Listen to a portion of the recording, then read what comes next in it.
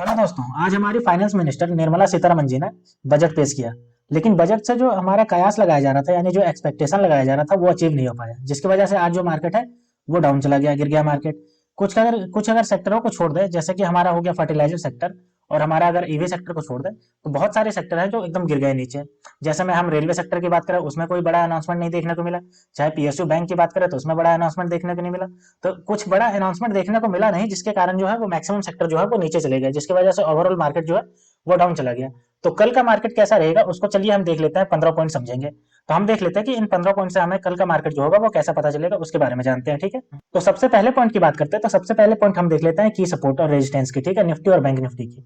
तो जो पहला आपका की सपोर्ट मिलेगा आपका, ठीक है, निफ्टी की, वो मिलेगा आपका 21,663। ठीक है, दूसरा जो मिलेगा वो आपका मिलेगा 21,622, और तीसरा जो मिलेगा 21,556 मिलेगा। ठीक है, वहीं अगर रेजिस्टेंस की बात करें तो 21,796, दूसरा मिलेगा 21,837, और तीसरा मिलेगा आपका 21,904। ठीक है, अब हम देख लेते हैं कि बैंक निफ्टी का सपोर्ट और रेजिस्टेंस को देख लेते हैं।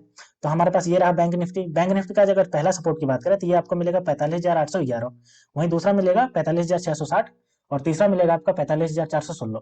वहीं अगर रेजिस्टेंस लेवल की बात करें तो ये आपका मिलेगा 46,299, दूसरा मिलेगा आपका 46,449, और तीसरा मिलेगा आपका 46,693 मिलेगा। यानी कि सपोर्ट और रेजिस्टेंस लेवल जो रहेंगे वो इस आसपास रहेंगे। पिवट लेवल कैलकुलेटर से कैलकुलेट करने के बाद हमें समझ में आ रहा है। ठीक है, अब हम अगले पॉइंट की बात करते हैं। तो अगला पॉइंट है कॉल ऑप्शन डेटा। चलिए कॉल ऑप्शन डेटा को देख लेते हैं। तो आज जो सबसे ज्यादा स्ट्राइक हुआ है वो 21,700 पे स्ट्राइक हुआ है। सबसे ज्यादा टोटल कितना हुआ है, 2.2 करोड़ स्ट्राइक हुआ है। ठीक है, वहीं दूसरा जो स्ट्राइक हुआ है वो 22,500 पे स्ट्राइक हुआ है, जो कि है टोटल 2.14 करोड़। और जो आपका स्ट्राइक हुआ है तीसरा, जो 21,800 पे, टोटल 1.3 करोड़ स्ट्राइक हुआ है कॉन्ट्रैक्ट। ठीक है, इसका मतलब है कि कॉल लेने वालों को लग रहा है कि 21,700 से मार्केट ऊपर ऊपर ही रहेगा, जिसकी वजह से ये 21,700 पे स्ट्राइक हुआ है सबसे ज्यादा। वही कॉल राइटिंग करने वाले जो है वो कितने पे स्ट्राइक किए, वो 21,700 पे ही, वो भी सबसे ज्यादा बेचे हैं। कितना, 1.58 करोड़। ठीक है, ओपन इंटरेस्ट हो रहा है। देखो, इसका मतलब है कि इनको भी लग रहा है कि 21,700 से मार्केट जो है वो नीचे नीचे ही रहेगा। ठीक है, वहीं दूसरा जो हुआ वो 22,500 पे हुआ, और तीसरा जो हुआ वो 21,800 पे हुआ। ठीक है, जो कि आपका 22,500 पे हुआ है 1.12 करोड़ हुआ है, और जो 21,800 पे हुआ वो 72.63 लाख हुआ है। ठीक है, अब अगले पॉइंट की बात करते हैं। तो अगला पॉइंट है पुट ऑप्शन डेटा। तो चलिए पुट ऑप्शन डेटा वो देख लेते हैं। तो सबसे ज्यादा जो स्ट्राइक हुआ है वो 21,700 पे सबसे ज्यादा स्ट्राइक हुआ है। टोटल कितना हुआ है, तो 1.9 करोड़ स्ट्राइक हुआ है। ठीक है, वहीं दूसरा जो हुआ है वो 21,000 पे स्ट्राइक हुआ है, जो कि आपका 1.18 करोड़ स्ट्राइक हुआ है, और तीसरा जो हुआ है वो 21,500 पे स्ट्राइक हुआ है। टोटल जो हुआ है 78.79 लाख स्ट्राइक हुआ है। ठीक है, यानी कि इसका मतलब है जो पुट लेने वाले हैं उनको लग रहा है कि मार्केट जो है वो 21,700 से ऊपर जाएगा नहीं। ठीक है, और पुट राइटिंग करने वालों को क्या लग रहा है, चलिए देखते हैं। तो पुट राइटिंग वालों को लग रहा है कि जो मार्केट है वो 21,700 से नीचे नहीं आएगा, इसलिए सबसे ज्यादा बेचे हैं। कितना, 1.5 करोड़ कॉन्ट्रैक्ट साइन किए हैं। ठीक है, पुट राइटिंग करने वाले। दूसरा जो है वो आपका 21,000 पे सबसे ज्यादा हुआ है उसके बाद, और तीसरा जो है वो 21,600 पे हुआ है। ठीक है, 21,000 पे जो हुआ है वो आपका हुआ है टोटल 45.91 लाख कॉन्ट्रैक्ट, और जो आपका 21,600 पे हुआ है वो आपका हुआ है 30.04 लाख कॉन्ट्रैक्ट हुआ है। ठीक है, इसका मतलब है जो पुट आपको जो बाई करने वाले हैं वो सोच रहे हैं कि मार्केट जो है वो 21,700 से नीचे नीचे ही रहेगा, लेकिन जो पुट राइटिंग करने वाले हैं उनको लग रहा है कि 21,700 से ऊपर ऊपर रहेगा। ठीक है, तो ये दोनों अपना राइटिंग कर रहे हैं और बाई कर रहे हैं। अब अगले पॉइंट की बात करते हैं। अगला पॉइंट है हाई डिलीवरी परसेंटेज, यानी कि कौन ऐसा स्टॉक है जो सबसे ज्यादा हाई डिलीवरी ली गई है। ये देखिए, ये इसकी पूरी लिस्ट है जिसमें से हाई डिलीवरी ली गई है। तो मैं नाम पढ़ देता हूँ। Asian paint, SRF, Tata consumer, Bosch limited, Indus tower, ठीक है, PI India, L and T, Shriram finance, TCS and Havells. यानी कि ये सब जो स्टॉक है इन सब में बहुत ज्यादा आपका जो है हाई परसेंटेज ऑफ डिलीवरी लिया गया है, यानी कि ये स्टॉक जो है वो बहुत लंबे समय तक रखे जाएंगे। तो ये सब में आप इन्वेस्ट कर सकते हो। अब अगले पॉइंट की बात करते हैं। तो अगला पॉइंट है आपका लॉन्ग बिल्डअप, यानी कि ऐसे 28 स्टॉक है जिसमें लॉन्ग बिल्डअप देखा गया है, यानी कि इनका और प्राइस बढ़ेगा, इसलिए इन्वेस्टर इसमें और जितना ज्यादा ये बढ़ता जा रहा है उतना पैसा लगाते जा रहे हैं। तो इसमें से कुछ लिस्ट ये है जो मैं पढ़ देता हूँ। Tata consumer, IndiGo, RBL bank, Naukri, Coromandel, Indo hotel, SBI life, M F S L, SBI and Canara bank. यानी कि ये सब जो स्टॉक है इसमें लॉन्ग बिल्डअप देखा जा रहा है, यानी कि जैसे जैसे इसके स्टॉक बढ़ते जा रहे प्राइस, वैसे वैसे इन्वेस्टर इसमें और इन्वेस्ट कर रहे हैं, मतलब कि इनका प्राइस और ज्यादा बढ़ने की उम्मीद है। अब अगले पॉइंट की बात करें। तो अगला पॉइंट है हमारे पास लॉन्ग अनवाइंडिंग, यानी कि कैसे स्टॉक जो अपना जितना भी हाई टच करना था उतना टच कर लिया, अब इन्वेस्टर इसको बेच रहे हैं, यानी कि अपना जो है प्रॉफिट बुक कर रहे हैं। तो इसमें से ये है, यानी कि इनका प्राइस अब ऊपर नहीं जाएगा, इनका प्राइस अब नीचे आने का चांसेस है। तो चलिए देखते हैं। वोल्टास, डॉक्टर रेड्डी, और Auro pharma, Lal path, Chambal fertiliser, Jindal steel, Bajaj auto, DLF, Glenmarks and SAIL. यानी कि ये सब जो है, ये सब अपना जो है जितना हाई पहुंच रहा था उतना पहुंच गए, तो इन्वेस्टर अब इसमें से प्रॉफिट बुक कर रहे हैं, जिसकी वजह से ये लॉन्ग अनवाइंडिंग में आ रहा है। ठीक, अब अगले पॉइंट की बात करें तो अगला पॉइंट है शॉर्ट बिल्डअप, यानी कि 79 ऐसा स्टॉक है जिसमें शॉर्ट बिल्डअप देखा जा रहा है, यानी कि इनका प्राइस और ज्यादा नीचे गिरा है, इसलिए जो शॉर्ट करने वाले हैं वो और ज्यादा शॉर्ट कर रहे हैं इसमें। ठीक है, और बेचते जा रहे हैं। तो देखते हैं, नाम पढ़ते हैं इसके। Indus tower, India SM, ABB, LT, Deepak कांतार, एम्फेसिस, ठीक है, Chola fin, ABC capital, Exide India, Asian paint. यानी ये सब जो ऐसा स्टॉक है जिसमें शॉर्ट बिल्डअप ज्यादातर देखते जा रहे हैं, मतलब कि ये सब का प्राइस अभी और ज्यादा नीचे जाएगा, इसलिए शॉर्ट सेलिंग करने वाले और ज्यादा इसमें बेचते जा रहे हैं, इसलिए इसका जो है शॉर्ट बिल्डअप बहुत ज्यादा बढ़ता जा रहा है। अब अगले पॉइंट की बात करते हैं, तो अगला पॉइंट है शॉर्ट कवरिंग, यानी कि 35 ऐसा स्टॉक है जिसमें शॉर्ट कवरिंग की जा रही है, यानी कि इनका प्राइस जितना नीचे जाना था उतना पहुंच गया, अब ये प्राइस ऊपर जाएगा, इसलिए जो शॉर्ट करके बैठे हुए हैं वो अपना शॉर्ट कवरिंग कर रहे हैं। तो चलिए एक बार मैं नाम पढ़ देता हूँ। Godrej capital, Cipla, LIC housing finance, JK cement, India mart, ICICIC prudential life insurance, power grid, Havells, Dixon, Ambuja cement. यानी कि ये सब जो है इनका प्राइस जितना नीचे जाना था वो पहुंच गया, अब ये प्राइस जो होंगे वो ऊपर आएंगे, इसलिए जो वो शॉर्ट करके बैठे हैं वो अब इसको खरीद रहे हैं। ठीक है, अब अगले पॉइंट की बात करते हैं, तो अगला पॉइंट है पीसीआर, यानी कि पुट कॉल रेशियो। तो पुट कॉल रेशियो हमें बताता है कि कल का जो मार्केट होगा वो बेरिश सेंटीमेंट रहेगा या बुलिश सेंटीमेंट रहेगा। ठीक है, तो देखिए पुट कॉल रेशियो जो है वो निकल के आ रहा है 1.02 निकल के आ रहा है, इसका मतलब जो है वो कल का जो मार्केट रहेगा वो आपका बेरिश सेंटीमेंट में रहेगा। ठीक है, अगर 1 से नीचे रहता है पीसीआर तो इसका मतलब है कि आपका जो है वो बुलिश सेंटीमेंट है, लेकिन ये 1.02 है, यानी कि 1 से ऊपर है, इसलिए ये बेरिश सेंटीमेंट निकल के आएगा। ठीक है, तो कल का मार्केट जो है वो बेरिश सेंटीमेंट दिखाएगा। और वैसे भी आज का जो बजट आया है उसमें जो बहुत सारे जो प्रावधान किए गए हैं वो हमारे एक्सपेक्टेशन के अनुसार नहीं किया गया, जिसकी वजह से आज का मार्केट भी जो है वो बेरिश ही रहा, और इसी का असर आपको कल भी देखने को मिलेगा, कल भी मार्केट का जो सेंटीमेंट रहेगा वो बेरिश ही देखने को मिलेगा।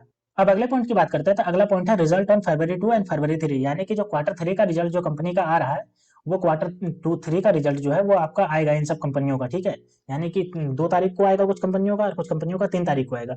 तो 2 तारीख को आएगा जो वो 2 तारीख को अफेक्ट करेगा, और 3 तारीख को आएगा वो 3 तारीख के मार्केट को। ठीक है, तो मार्केट के दौरान अगर इनका रिजल्ट आता है और अगर रिजल्ट इनका अगर पॉजिटिव रहता है, यानी प्रॉफिट अगर इनका पॉजिटिव में रहता है तो प्राइस ऊपर जाएगा, लेकिन अगर पॉजिटिव में नहीं रह करके नेगेटिव में रहा या फिर बहुत कम रहा तो प्राइस ये नीचे जाएगा। ठीक है, तो आप एक बार इसको पॉज करके पढ़ लीजिए किसका किसका आ रहा है कल रिजल्ट। मैं एक दो नाम बता दे रहा हूँ, जैसे Tata Motors, UPL, delivery, bank of India. ठीक है, ये 2 तारीख को आ रहे हैं। वहीं 3 तारीख की अगर बात करें तो आपका state bank of India, FL, clean science and technology, GHCL. ठीक है, ये सब जो है वो आप एक बार पॉज करके पूरा पढ़ लीजिएगा, मैं थोड़ा सा ही पढ़ रहा हूँ। तो आप इन सबको क्वार्टर 3 के रिजल्ट के हिसाब से आप देखिएगा, इनका प्राइस जो होगा वो अप और डाउन जाएगा। ठीक है, तो इस पे भी ध्यान रखिएगा आप। अब अगले पॉइंट की बात करते हैं, तो अगला पॉइंट है स्टॉक्स एंड न्यूज, यानी कि इन सब जो स्टॉक है इनका न्यूज जो आया वो मार्केट बंद होने के बाद आया। ठीक है, तो इनका न्यूज अगर पॉजिटिव में है तो इनका पॉजिटिव इफेक्ट करेगा कल का इनका स्टॉक प्राइस, और अगर नेगेटिव में है तो इनका नेगेटिवली इफेक्ट करेगा। ठीक है, तो देख लेते हैं एक बार। तो हीरो मोटर कॉर्प का न्यूज आया, क्या आया, तो इसका क्वार्टर का रिजल्ट आया, जिसमें इसने बताया कि इसका जो है वो 21.6% का year on year growth period देखने को मिला है। ठीक है, यानी कि सेलिंग में। ठीक, वहीं आपका बता रहा था सेल में जो है वो 20.5% का इंक्रीज देखने को मिला है। ठीक है, तो इसका जो कल प्राइस होगा वो ऊपर जाएगा क्योंकि इसने पॉजिटिव ग्रोथ दिखाया है। दूसरा अगर हम बात करें तो दूसरा है अबाउट इंडिया, इसने क्या किया, इसने 26% का जो है वो year on year net profit register किया है, कितना 311 करोड़ का रजिस्टर किया है। तो इसका भी जो आपका वो प्रॉफिट किया, और 26% का इसका जो है ग्रोथ है ईयर ऑन ईयर, तो इसका भी कल मार्केट प्राइस ऊपर जाएगा।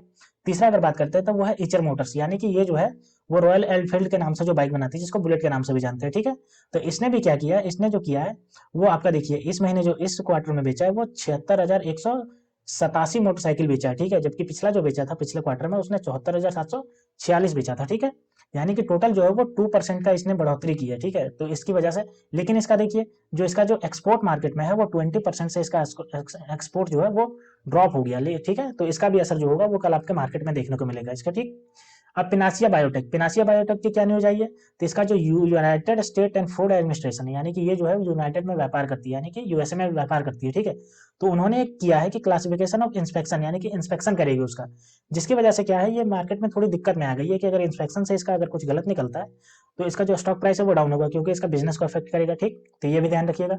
अब अगले कंपनी की बात करते हैं, तो अगला कंपनी है सोनाटा सॉफ्टवेयर। तो इसका क्या है, नेट क्वार्टर 3 का रिजल्ट है, उसमें नेट लॉस जो है वो 46.2 करोड़ का इसने रजिस्टर किया है। ठीक है, जबकि पिछला जो क्वार्टर था उसने जो किया था वो 124.2 करोड़ का प्रीवियस क्वार्टर में जो है प्रॉफिट अगर किया था। तो चूंकि इसने जो लॉस अगर किया जिसकी वजह से इसका जो कल का प्राइस है वो एकदम गिर जाएगा। ठीक है, तो इसको भी ध्यान में रखिएगा। अब लास्ट जो कंपनी है वो है बाटा इंडिया। बाटा इंडिया का क्या है, तो इसने नेट प्रॉफिट जो है उसमें देखिए कितना किया है, 57.3 करोड़ का नेट प्रॉफिट किया अक्टूबर टू दिसंबर, यानी कि क्वार्टर 3 का। ठीक है, वहीं इसका जो है वो 31% से इसका ईयर ऑन ईयर पीरियडली पे जो है वो प्रॉफिट जो है वो गिर गया है, ठीक है, ईयर ऑन ईयर पीरियड पे इम्पैक्टेड हुआ है, जिसकी वजह से ये प्रॉफिट में तो है, लेकिन 31% से इसका ईयर ऑन ईयर जो है प्रॉफिट वो गिर गया है, तो इसका भी कल जो मार्केट प्राइस होगा वो डाउन देखने को मिलेगा, ठीक है। तो ये जो न्यूज निकल के आए हैं वो मार्केट बंद होने के बाद निकल के आए हैं, तो इनका जो कल होगा मार्केट में उसका प्राइस अफेक्ट करेगा ये सब जो न्यूज है, ठीक है, तो आप इन सबको भी ध्यान में रखिएगा। अब अगले पॉइंट की बात करते हैं, तो अगला पॉइंट है फंड फ्लो। तो देखते हैं कि फंड फ्लो में कहाँ-कहाँ से किसको-किसको फंड मिला है, ठीक है।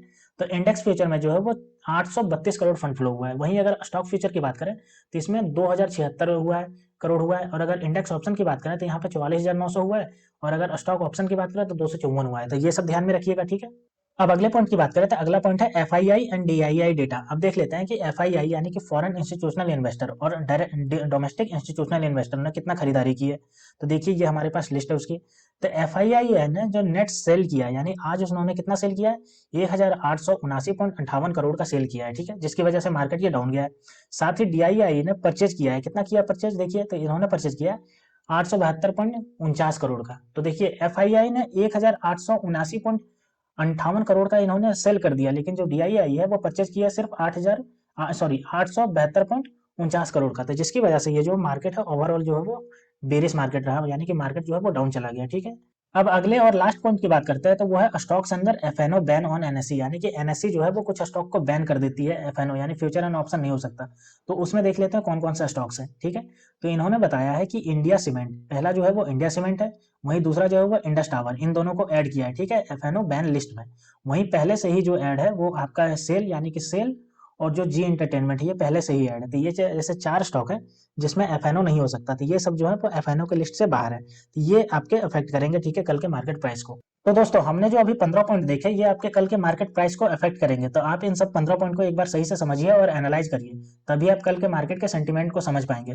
तो दोस्तों ऐसी ही वीडियो देखने के लिए आप मेरे चैनल को सब्सक्राइब कर लीजिए। तो मिलते हैं दोस्तों कल की वीडियो में, तब तक के लिए स्टे ट्यून्ड, थैंक यू।